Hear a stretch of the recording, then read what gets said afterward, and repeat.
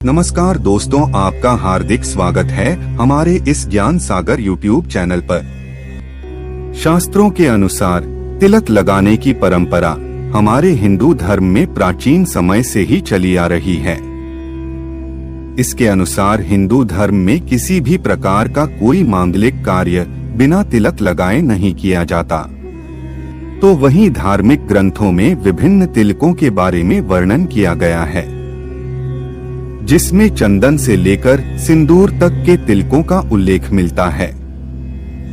इसके अतिरिक्त धर्म ग्रंथों में त्रिपुंड तिलक के बारे में भी बताया गया है, जिसके बारे में बहुत कम लोग जानते हैं।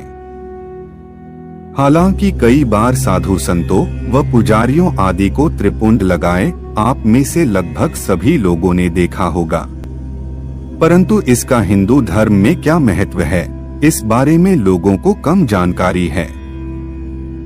धार्मिक मान्यताओं के अनुसार शिव जी की पूजा में उन्हें चंदन या भस्म का त्रिपुंड तिलक लगाया जाता है, परंतु इसे लगाने वाले व्यक्ति को इन बातों का पता होना भी उतना ही आवश्यक है।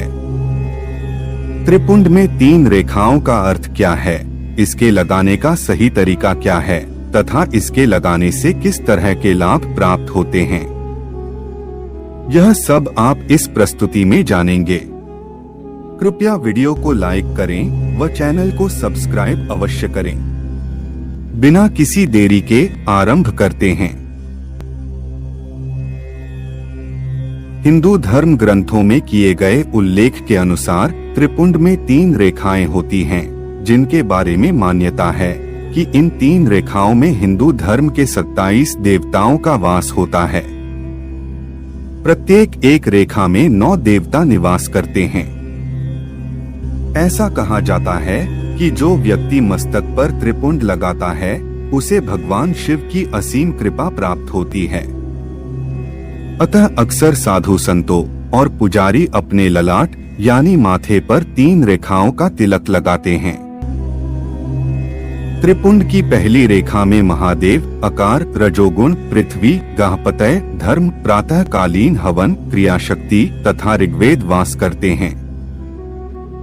त्रिपुंड की दूसरी रेखा के अंतर्गत महेश्वर, ओंकार, आकाश, अंतरात्मा, इच्छा शक्ति, दक्षिणाग्नि, सत्वगुण, यजुर्वेद तथा मध्यकालीन हवन रहते हैं।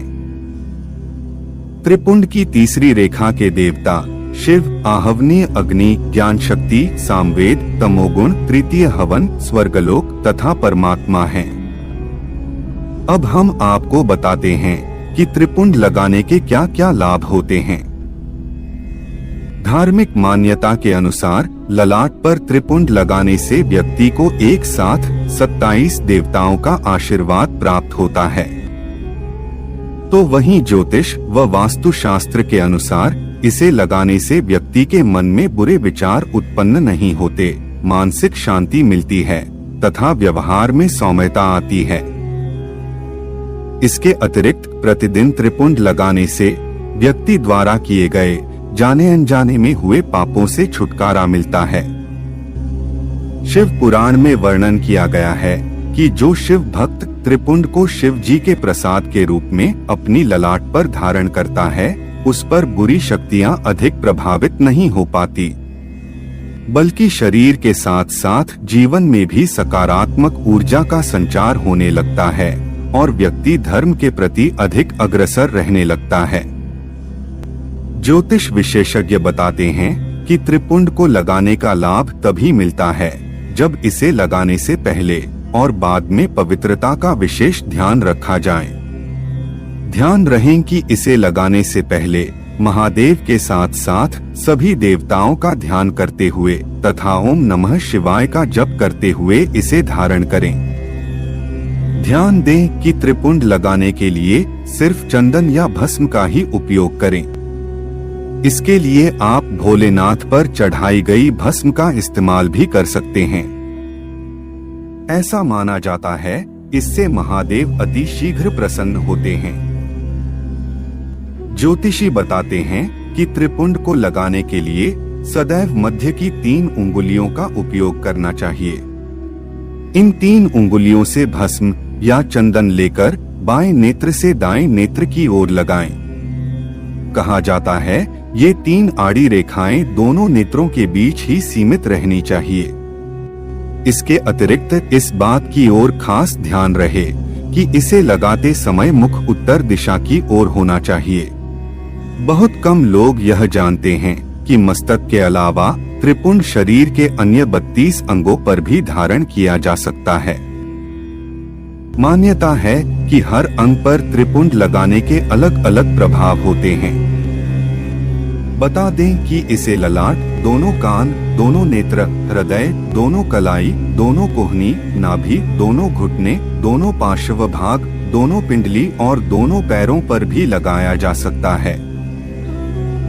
इन सब के अतिरिक्त जिस किसी की कुंडली में चंद्र दोष है उसके लिए ललाट पर त्रिपुंड लगाना बेहद लाभदायक होता है। इतना ही नहीं, इसे लगाने से स्मरण शक्ति और बेहतर निर्णय लेने की क्षमता आती है। आज की प्रस्तुति में इतना ही। हम आशा करते हैं कि आपको हमारी यह प्रस्तुति पसंद आई होगी।